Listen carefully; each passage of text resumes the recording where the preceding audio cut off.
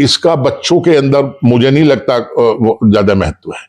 बच्चे, किसी भी जाति का बच्चा, किसी भी धर्म का बच्चा, वो धर्म की बात उसके दिमाग में नहीं है, ना जाति की बात है।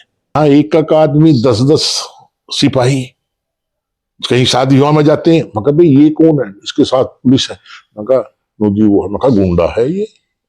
जिस जनता का प्रिय है वो, उसे ही उसी क्षेत्र में उसकी शादी में जा रहे हैं, उसे सिपाही चाहिए। जय हिंद, मैं हूं परवेज पवार और आप देख रहे हैं एलकेबी हिंदुस्तान।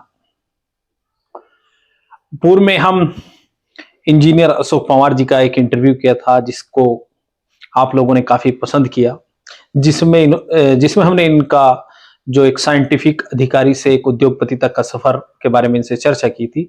आज फिर इंजीनियर अशोक पंवार जी हमारे साथ मौजूद हैं, जो मूल रूप से मेरठ जनपद के मवाना क्षेत्र के गांव रामपुर घोरिया से आते हैं। अशोक पंवार जी हमारे साथ हैं।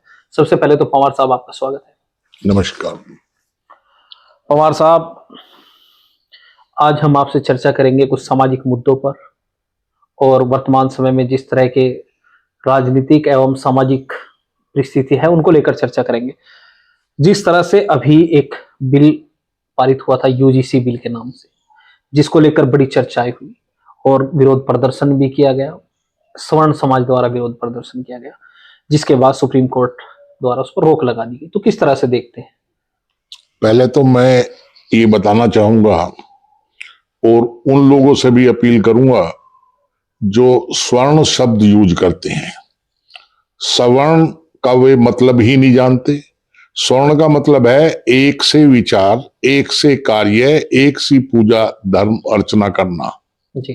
और समाज में एक ही सरसता रहे, वो सवर्ण है। अब यहां दो ही जातियां, भाई राजपूत और ब्राह्मण जी। ये अपने को सवर्ण कह रहे हैं। भाई राजपूत और ब्राह्मण कैसे सवर्ण हो सकते हैं? स्वर्ण तो राजपूत, गुजर, जाट, यादव या जो दूसरे लोग कृषि का कार्य करते हैं, क्योंकि ये जातियां कृषि के कार्य में व्यस्त रही है और इन्होंने शुरू से ही कृषि कार्य किया है, तो ये सवर्ण है। पंडित यदि अपने को आज की तारीख में ये बोलता है कि हम सवर्ण हैं, कैसे सवर्ण हैं? पंडित की डेफिनेशन दी जाए। तो ये तो आपने नई बहस शुरू कर दी। आपने कहा कि ये बड़ा सवाल, क्वेश्चन बहस का नहीं है। जी जी। आज जो व्यक्ति जिनको आप बोलते हैं दलित हैं, शेड्यूल कास्ट हैं, भाई वे भी पढ़े लिखे हैं, पंडित भी पढ़े लिखे हैं। पंडित की परिभाषा ही ये है, पढ़ा लिखे को पंडित बोलते हैं। इसी आधार पर जो है ये वर्गीकरण किया गया था मनुस्मृति में। अब जब जो उस तरह का माहौल कैसा था, कैसी व्यवस्थाएं थी, हम मनु जी को गलत नहीं बोलते, लेकिन उन्होंने किया उस टाइम पे। लेकिन आज फिर समाज को व्यवस्थित करने की आवश्यकता है। पंडित एक जाति नहीं है। पंडित तो एक व्यवसाय था। जो पढ़े लिखे थे पढ़ाते थे, और जो कृषि करते थे वे किसान थे, जो व्यापार करते थे वे वैश्य थे, और जो छोटा मोटा वैसा काम करते थे उनको दलित वगैरह कह दिया करते थे। लेकिन यदि कोई दलित में है, गुजरों में है, जाटों में है, किसी में भी अहीर में है, जो पढ़ा लिखा है वो पंडित है। ये पंडित शब्द खत्म ही होना चाहिए। और क्या स्वर्ण लगा रखी है? अबे समझो, पत्रकार स्वर्ण की बात करते हैं जी। क्यों भाई? स्वर्ण तो वे है जो एक सा काम करते हैं। मैं एक एग्जांपल देना चाहूंगा जी। हम जब नौकरी करते थे वहां इलेक्शन हुआ करते थे कोऑपरेटिव सोसाइटी जी। तो कोई भी व्यक्ति था वो इलेक्शन लड़ सकता था। तो एक जो था शेड्यूल कास्ट लड़का जो इंजीनियर था हमारे साथ जी। हम लोग जूनियर लेवल पे इंजीनियर थे। तो मेरे पास आए, भाई इस तरह से है अशोक कुमार जी, मैं इलेक्शन लड़ना चाहता हूं जी। मैं कहा लड़, हम तेरी साथ हैं। तो फिर दूसरे एक समाज को पता लगा, हमारे समाज के तो लोग कम थे वहां, एक जाट समाज था, तो वे मेरे पास आए। उन्हें पता लगा एक उनमें से भी एक इलेक्शन लड़ना चाहता था। क्योंकि यार तुम उसके साथ थे? मैं कहा हाँ था। किस उस पे थे? मैं कहा मेरी बिरादरी का है, मेरे वर्ण का आदमी है, नो कैसे वर्ण, मगर वो इंजीनियर हम इंजीनियर, क्या फर्क है हम में उसमें जी। तो मैं उसके साथ हूं। तो ये जो इस तरह के वर्णों में ये बांट रहे हैं ये चीजें, ये बिल्कुल ही तथ्यहीन है। तो आपको लगता है कि सवर्ण जो है वो कर्म से होना चाहिए? कर्म से, जो एक से कर रहा है, एक सी, वो है उनका सिस्टम है, इसमें एक जैसी काबिलियत है, उनकी परंपराएं हैं, काबिलियत है, वो ही है। भाई जैसे बीटेक इंजीनियर है जी और वो सिविल से है, जी तो जिसने सिविल के काम में सिविल वाले को ही रखेंगे ना, मैकेनिकल इंजीनियर को नहीं रखेंगे। जी। तो वो एक वर्ण के हैं, वे सवर्ण है। मेरी जो जहां तक मेरी सोच है, और यदि नहीं है तो वो सवर्ण शब्द मुझे लाके पढ़ा दे किसी ग्रंथ से, किसी ग्रंथ में लिखा हो, जो इस तरह की ये कटुता समाज में पैदा कर रहे हैं। ये एकदम गलत है, मैं इसकी निंदा करता हूं। तो आपको लगता है कि ये बंद होना चाहिए? बंद नहीं, बोलने पे इसको पत्रकार जो है या जो भी मीडिया है, इसको इस शब्द को उस जबान पे ही नहीं लाना चाहिए। आपकी नजर में सवर्ण हुआ है जो एक सा काम करने वाले, एक से विचार होने वाले, एक से परंपरा को मानने वाले, सवर्ण मतलब एक से वर्ण वाले, एक वर्ग वाले सवर्ण होते हैं। तो ये यूजीसी बिल को लेकर जो विरोध चल रहा था, इसको किस तरह से आप देखते हैं? मैं कहना चाहूंगा कि जो बिल पार्लियामेंट में रखा गया, वो इन्होंने स्टडी की होगी जी भाई किस तरह से इसमें किसी बच्चे को, किसी नागरिक को, या किसी भी जो शिक्षा संस्थाओं पढ़ रहे हैं जी उन पर अत्याचार ना हो। ठीक है। जी। और जो कुछ लोग बताते हैं, क्योंकि हमें भी इतना तजुर्बा नहीं है, यदि उससे कुछ किसी को नुकसान होने वाला है, भाई अपने ही लोग हैं, बिल बनाने वाले भी अंग्रेज नहीं है कि हमें लंदन जाना पड़ेगा, उसमें सुधार कर ले। और गवर्नमेंट का तो यही उद्देश्य है भाई, इस तरह के जो हमारा कॉन्स्टिट्यूशन बन गया, बहुत अमेंडमेंट हुए हैं जी जी। गवर्नमेंट का क्या, जो लोग हमारे जनप्रतिनिधि हैं वो हमारे अधिकारों की रक्षा करने के लिए उस पंचायत में बैठे हुए हैं, जो देश की सबसे बड़ी पंचायत है। लेकिन पवार साहब, दोनों का अलग अलग तर्क है। एक पक्ष कहता है कि उत्पीड़न होता है और दूसरा पक्ष कहता है कि उत्पीड़न के नाम पर झूठे आरोप लगाकर कार्रवाई कराई जाती है। लेकिन मैं भी ये कहना चाहूंगा, दोनों तरफ की बात है जी। अब इतना उत्पीड़न नहीं है। अब कोई भी बच्चा, यदि किसी की लड़ाई हो जाती क्लास में किसी बात को लेकर, तो लड़ाइयां हो जाती हैं। जाति, धर्म, इसका बच्चों के अंदर मुझे नहीं लगता ज्यादा महत्व है। बच्चे, किसी भी जाति का बच्चा, किसी भी धर्म का बच्चा, वो धर्म की बात उसके दिमाग में नहीं है, ना जाति की बात है, वो बड़े प्रेम से रहते हैं। आपने कहा कि किसी भी छात्र के मन में कोई धर्म आधारित या जाति आधारित बात नहीं होती, लेकिन जिस परिवेश में हम और आप रह रहे हैं, यहाँ तो राजनीति भी धर्म और जाति देखकर होती है। इसके बावजूद भी मैं ये कहना चाहूंगा कि जो लोग सही हैं, उनके बच्चों को भी ऐसे ही दोस्त मिलते हैं जी। वहां, और वो वही व्यवहार करते हैं, बच्चे कम बेसी होगा जैसा घर वाले सोचते हैं जी। दूसरे धर्मों के बारे में, दूसरी जातियों के बारे में। और मैं तो उन सभी अभिभावकों से और भारत की जनता से अपील करना चाहूंगा, अपने बच्चों के सामने धर्म या जाति की बात ना करें, कटुता की बात ना करें। उन्हें सिखाएं कि भाई सबसे प्रेम करो, सब भाई भाई हैं, सबको मिलकर चलना है, एक आदमी कुछ नहीं कर सकता। मैं एक एग्जांपल देता, यदि किसी को पेंसिल की जरूरत पड़ जाती है, पेन की जरूरत पड़ जाती है, पता कितने लोगों ने एफर्ट्स किया। तुम उस पर कहीं लिख रहा है कि ये हिंदू ने इसकी कैप बनाई, मुसलमान ने ये किया, या ईसाई ने ये किया। यदि आप इसी पर चलते रहे, हम तो जानते हैं कि भाई यदि हिंदू ने कोई काम किया, मुसलमान ना करें से उसको यूज, मुसलमान ने किया वो ना करें, सिखों ने किया वो ना करें। हम इस स्थिति में हैं, इस स्तर पर पहुंच गए हैं कि हम यदि इन बातों को सोचेंगे, हम कुछ नहीं कर सकते। जी। हमें ईश्वर ने यहां भेजा, जाइए प्रकृति का रचना करिए, प्रकृति को बढ़ाइए, आनंद लीजिए, अपना जीवन व्यतीत करिए, ये उद्देश्य है। तो पवार साहब, आपने तमाम बातें कही हैं। अब मैं आपसे एक, जब धर्म और जाति की बात आई है, तो मैं आपसे एक चीज पर राय चाहूंगा। जिस तरह से धर्म और जाति के आधारित राजनीति चल रही है, उसको लेकर क्या कहेंगे? दरअसल जी मैं एक और बात क्लियर करना चाहूंगा। जी राजनीति तो यहां अब पारिवारिक चल रही है, विरासत की राजनीति। विरासत की राजनीति चल रही है, और वो दिन दूर नहीं है जब राजघराने यहां हो जाएंगे और वो ही स्थिति पैदा हो जाएगी जो मुगलों के और अंग्रेजों के जमाने में है। जी छोटी छोटी संस्थाओं में ब्लड रिलेशन को कोई पद नहीं दिया जाता, लेकिन इतनी बड़ी संस्थाओं में ब्लड रिलेशन के कोई गिनती नहीं है। भाई यदि कानून तो ये होना चाहिए, जो ये कानून निर्माता हैं, यदि ये सच्चे देशभक्त हैं और लोगों का विकास चाहते हैं, ये कानून लाएं कि ब्लड रिलेशन का एक ही आदमी पंचायत में होगा, मतलब विधानसभा में होगा, लोकसभा में होगा, या कोई भी है।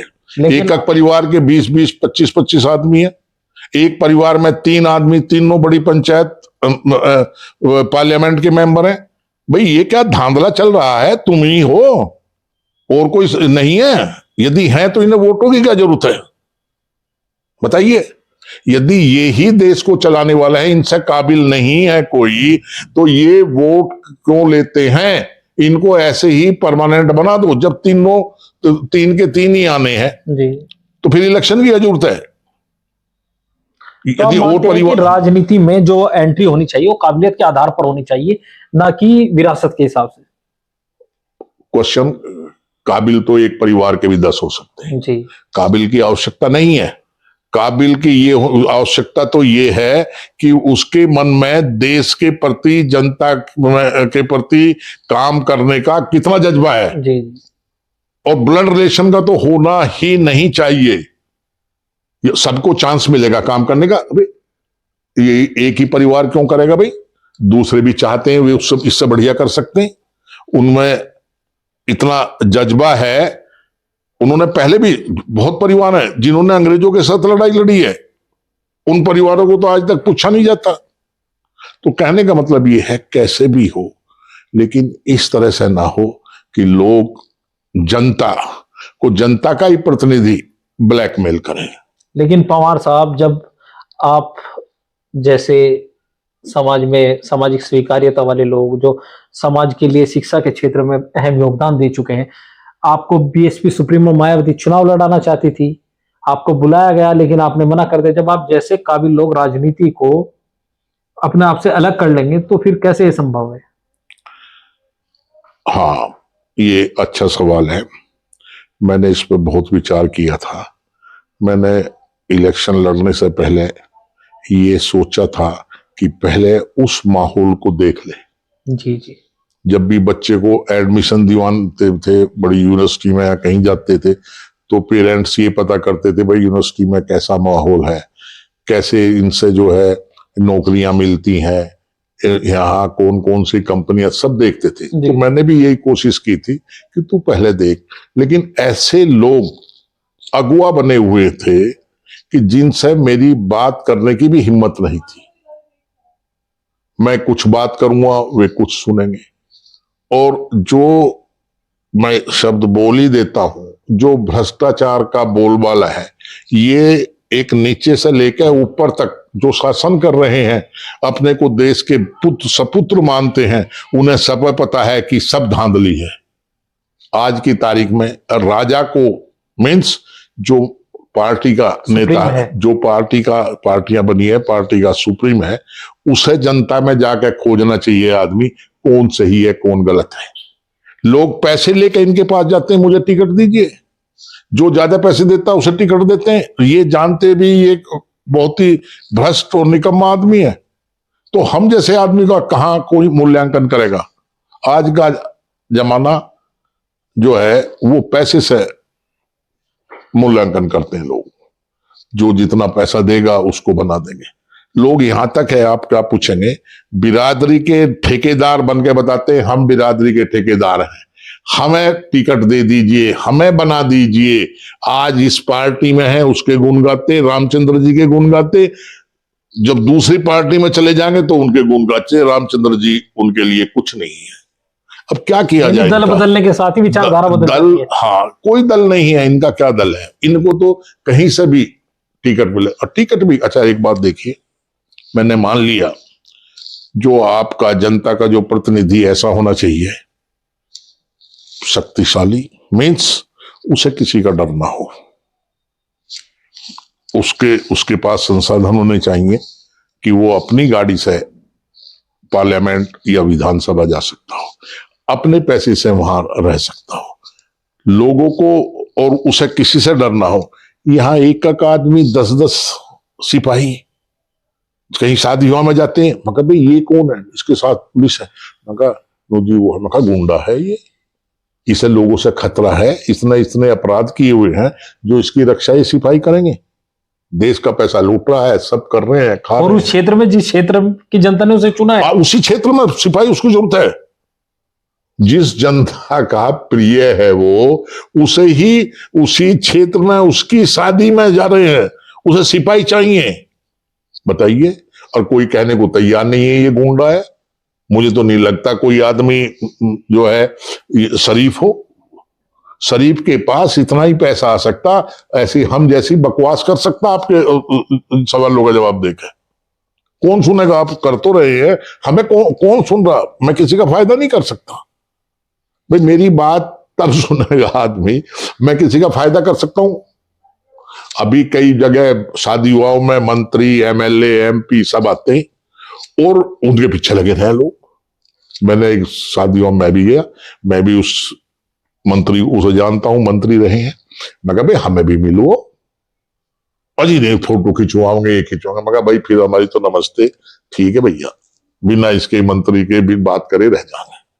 तो कहने का मतलब ये है, जो आज का माहौल है ये इतना विकृत हो चुका है, ये जानते हुए कि ये आदमी कुछ काम, अब एक किसी का भी ले लो, एक एमपी का ले लो या मंत्री का ले लो, वो क्या काम करता है? अब इन्होंने एक काम और कर दिया, गुंडा बदमाश कोई आ जाओ, उसे 2.5-3 लाख रुपए सैलरी और कर दी, उसने पर्क्स कर दिए। क्यों भाई? जो एक आईएएस है, आईएएस से ज्यादा सुविधाएं कुछ मिल रही हैं। क्यों मिल रही है? एक आईपीएस से ज्यादा सुविधाएं मिल रही भाई, उसको इतनी सुविधा दो जितने का वो है। एक जिन्होंने वोट दी है, और वो जो लास्ट लाइन में है रामू जी, उससे ज्यादा उसको तनख्वाह नहीं मिलनी चाहिए। क्यों मिलेगी भाई? उससे जो चुना है जिसने, उसको तो कुछ पैसा नहीं मिल रहा, उसको ऐसा करना ही है। जनप्रतिनिधि को उसको उतना ही पैसा मिले, वो तभी विकास की बात कर सकता है, अपने वोटर्स की रक्षा कर सकता है, भारत के नागरिकों की रक्षा कर सकता है, जब ये बोला जाए कि लास्ट आदमी हम तलाश करेंगे, जितना पैसा उसको मिल रहा है, सुविधाएं मिल रही हैं, वो तुझे मिलेगी। तो फिर वो चाहेगा कि यस, मुझे हर व्यक्ति की सुख सुविधाओं का ध्यान रखना चाहिए। जब बात चौकीदारी की होती है, हाँ, क्या चौकीदार है? जब बात कहते हैं कि हम जनता के चौकीदार हैं, ऐसा है।